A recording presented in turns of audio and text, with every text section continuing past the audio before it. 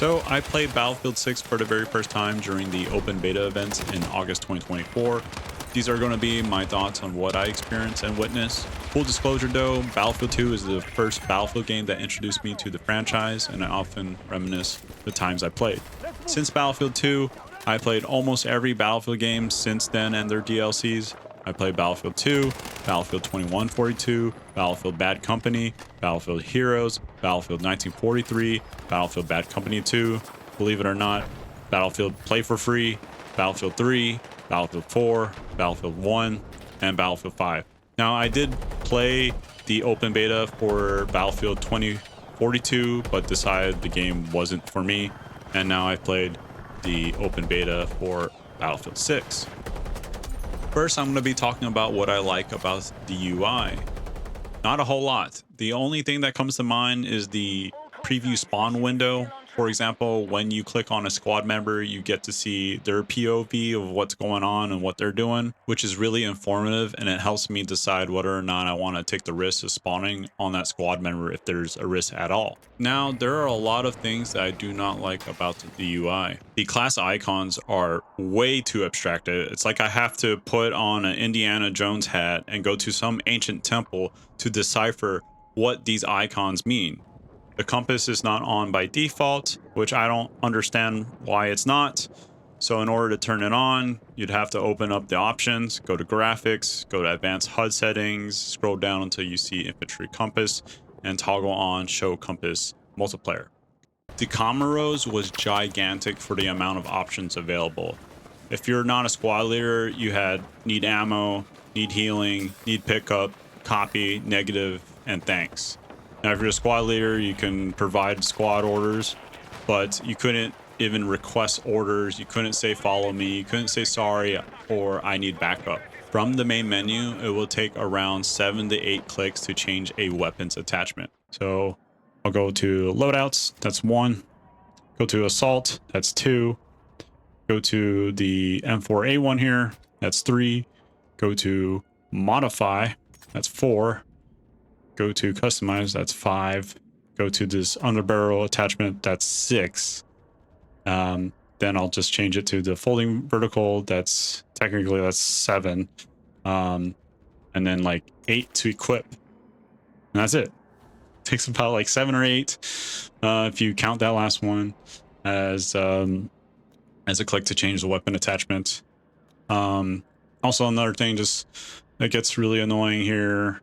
For whatever reason, if you click on the gun and you click, let's just say I click on this AK-205, I click on a different weapon, I want to equip it, I can either click the equip button or I can just click the weapon again, but that's really annoying because it backs you out, goes to the assault page, which even if you click equip to the button, it still puts you out to the customized loadout screen. When I just want to equip it and not do anything, I don't know, there's a dedicated back button up there too, or I can just press escape.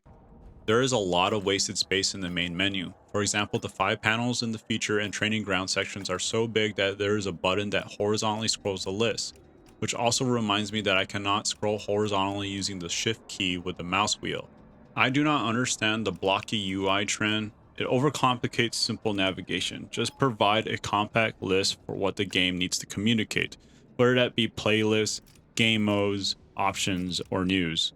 This is a petty dislike, but I do not like the playlist descriptions. For example, All Out Warfare's description: compete for territory in conquest, breakthrough, or rush, capture sectors, destroy targets, or defend objectives, and deplete enemy forces to come out on top. I am lazy. I do not want to read a short story about what game modes are in a playlist. KISS, keep it simple, stupid. Show a list of game modes in a playlist, not a short description. Also, if I go to the lobby, the entire description disappears. So in order to remind myself what game modes are in All Out Warfare, I need to navigate back to the game mode's corresponding block or panel. To be fair, the short descriptions seem more appropriate for the individual game modes. On to what I like about the gameplay. I like the suppression mechanic. It actually impacts your display and you get points for suppressing enemies. The sliding is very grounded. You can't slide for like 20 meters or so. Anyone can drag down users while they're reviving, and it can also be canceled. And the ability to look or aim down sight 300 degrees while prone. As for what I do not like about the gameplay, I do not like the ability to spot while being downed. Spotting in general is very overpowered. I do not like how the vehicles feel, specifically the tanks and helicopters. They do not feel smooth. It feels like I'm driving a giant block of cheese. I do not know if that's intended or not. I do not like how slow the vehicle resupply is. On one hand, I think it's fair, but on the other hand, I think I'm better off doing something on foot while I let the vehicle respawn. I do not like the M8781 shotgun hit range. I think you can land hits very, very far away. The devs did mention that now the shotgun will require more pellets to secure a kill in the open beta debrief posts, but I don't know if that means they increase the bullet drop or something else. I do not like how low the default ticket count 75 is for the rush game mode. The game can end fairly quickly, especially if the defending team is dominating or the attacking team does not revive team members. Which, to be fair, if the attacking team is not reviving team members, they kind of deserve to lose. However, map design can impact how well the attacking team can push. For example, there is little to no cover in Liberation Peak on Rush or Breakthrough between the attacking spawn and the objectives. Now on to what I like about the maps. I like how detailed the environment is. I also like and appreciate how varying objects can be destroyed, from propane tanks, gasoline tanks, light bulbs, fences, car windows, boxes, chairs, clotheslines, to building floors and walls. My biggest concern with the available maps in the beta is their size. They felt very small. I could spawn on an uncontested flag and run into an enemy in less than 2 minutes. Liberation Peak and Conquest did feel bigger, but still felt small. For example, on the NATO side, I can sprint from Alpha Flag to Bravo Flag or Alpha Flag to Charlie Flag very quickly. However, it did feel like I could breathe between each flag compared to the other 3 maps. I am surprised that the larger maps like Merak Valley or Operation Firestorm were not part of the open beta. I mean, maybe they were still working on them, but in their latest community blog posts, the open beta debrief, they did mention that Merak Valley and Operation Firestorm will be part of the Battlefield Labs test. So kind of like I'm scratching my head over here thinking like, well, wouldn't it be better to gather more data from the open beta with these larger scaled maps than the smaller scaled maps? I have no idea. Other than that, I do not like how there are a lot of buildings and rooms that are inaccessible, especially on the smaller maps like Siege of Cairo, King's Battery, and Empire State. I do understand it probably would take a lot of computing power in order to run something like that. But yeah, it's just disappointing that there are only specific buildings and certain rooms that you can enter. Also, not all walls or buildings can be destroyed or flattened. For example, Conquest on King's Battery, the building at Charlie Flag, you cannot level that building at all. So even the 3rd floor, you can't even go to the 3rd floor, only the 2nd floor, but you can destroy parts of the 2nd floor. So the floor of the 2nd floor can be almost completely gone. But again, there are a lot of walls, a lot of buildings cannot be destroyed, which makes sense. You wouldn't really want to play a game where it's just flattened, like then you'd be able to see everyone, no problem. But again, it's just kind of unfortunate. There are a lot of buildings, a lot of walls that you just can't destroy. Another thing I do not like about the maps, as far as I can tell, they look one-to-one for any kind of game mode. So Conquest Liberation Peak will look the same on Breakthrough or Rush Liberation Peak. It doesn't seem like there's different assets except the objective assets. I don't know if maybe I'm not seeing it, but let me know in the comments if there's actually a difference other than the objective assets, because I kind of think Breakthrough and Rush specifically need more like cover assets, so the attacking team has more of a chance to proceed. Because right now, I mean, Liberation Peak is a great example. I mean, there's a lot of open ground just to get from the attacking spawn point to the like the set of objectives that they need to get to, which is very like just a super disadvantage. And especially on Rush, when you again like talking about the amount of tickets, I mean, you only get 75 tickets, so like that will just dwindle very quickly on open ground maps. It just makes it very difficult for the attacking team. All right, here are some miscellaneous items that I like and appreciate from the open beta, starting with gun and vehicle sounds. I don't really have much to say, but I really enjoy the sounds of the guns and vehicles. I can't really remember the last Battlefield game that had really doo-doo sound design, but yeah, keep it up. I do appreciate the crossplay functionality. However, I do hope there will be a way to turn it on and off in the future. Now, it took me a little bit to get used to the so-called wait for the weapon attachments, but I think it's a fair system, so you don't equip every single attachment on a gun. It makes me think of those weapon attachment meme pictures where like they put a bunch of attachments like flashlights, lasers, grips, and all sorts of doohickeys on a gun. The last miscellaneous item I can think of that I like is the fact that if the user joins a friend's game in progress and their squad is full, like the server or whatever will put the user on their friend's team. And then in the next game, the user and their friend will be put into the same squad. So when that works, because sometimes I don't think it works, it's fantastic. It's great. You just join the game. You're not in the same squad. Other than that, you can still go to like the squad management and then create your own squad, which works too. So I mean, it's a win-win. As far as the miscellaneous items that I do not like, which to start off with, probably the most important thing to me is there is no server browser. Now, I've read or heard that apparently Battlefield Portal or whatever they're calling it is supposed to be equivalent to a server browser, but I have yet to see it. I don't think they release any sort of footage or like screenshots of the functionality. But right now, I mean, we are in 2025, people. Why is there no server browser built in the game? Just just build it in the game, please. I mean, already enough, it's really annoying. In the open beta, after a game ends, it would immediately go to matchmaking.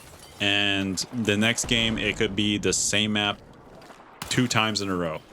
Who knows? But it's really annoying that you sit in the end of the game screen or whatever you want to call it and wait to be matched to another lobby or game or whatever. It could take from 1 minute, it could take to 5 minutes. Who knows? But it's really annoying because it also becomes a fresh new lobby with different people. So you're not playing with the same people unless you're in a squad. You're still playing with the same people from your squad, but overall, the entire lobby gets changed.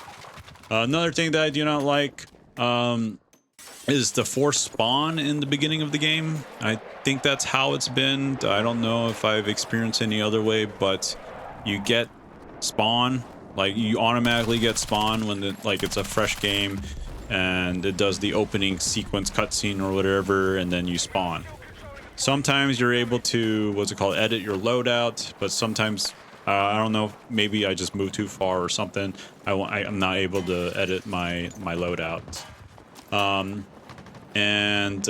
Yeah, on speaking on that, that cutscene in the beginning, I'm just like, there's got to be a way to skip that. It's just annoying. I don't need it. I'd rather just just spawn on a point rather than watch this cutscene I don't really care about. For whatever reason, there is no way to set the camera shake to 0. The lowest you can set it to, for whatever reason, is 20. I don't know why, but yeah, I wish I could just set it to 0. But yeah.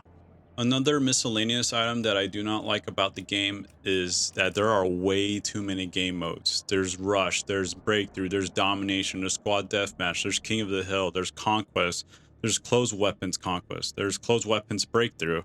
Either commit to locked or unlocked weapons so you don't have to separate different game modes from, I don't know, the same game mode just because of weapons. Other than that, I mean, some previous Battlefield titles had the same problem where there's way too many game modes added since its inception.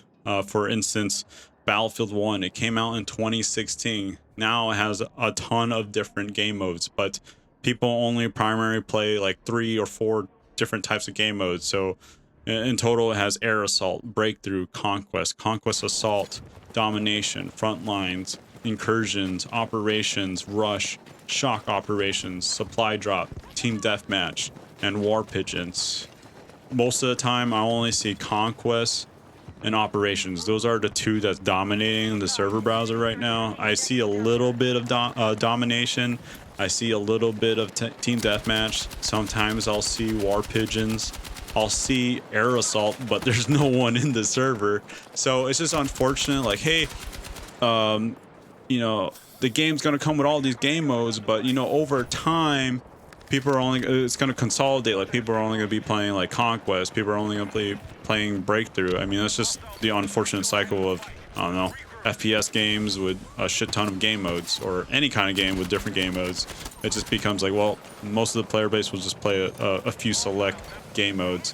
It's just unfortunate, too, because if they do decide to, like, have some sort of assignments, or, like, you do certain things to achieve certain things, like in Battlefield 1, you know, in order to get certain perks, you would have to play like 25 matches of, let's just say, War Pigeons, like, in order to unlock something or make progress to unlock something. You would have to do that. So hopefully they don't add anything like that in Battlefield 6.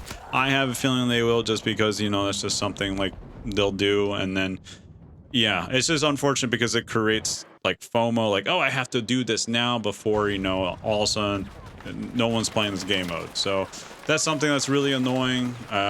Hopefully that part doesn't happen, where they add certain requirements to do certain things for certain specific game modes. But yeah, another thing I do not like is that there is no proximity chat. I don't know why there's no proximity. It's 2025. We're playing a shooter game. Why can't I, like, just talk to people nearby? Or why is that not an option? Like, at least make it optional where we can turn it on or off. It just would be nice, like, if, like, I'm not playing with squad, like with friends, and I'm in a squad, and then like just a non-squad member jumps in a tank, like, hey, I want to be able to talk to this person rather than type it in chat, and maybe they don't even read chat, or they have chat disabled. So it would just be nice to be able to communicate with proximity voice chat. Despite having fun in the open beta, I have not pre-ordered, nor do I plan on pre-ordering the game. Depending on how their server browser equivalent looks and functions like, I may or may not purchase this game. The Battlefield franchise has evolved so much since Battlefield 1942, and maybe I'm not the target audience for this next iteration, or maybe I'm just old. Regardless, I will keep my eyes peeled for Battlefield's future development. Yeah.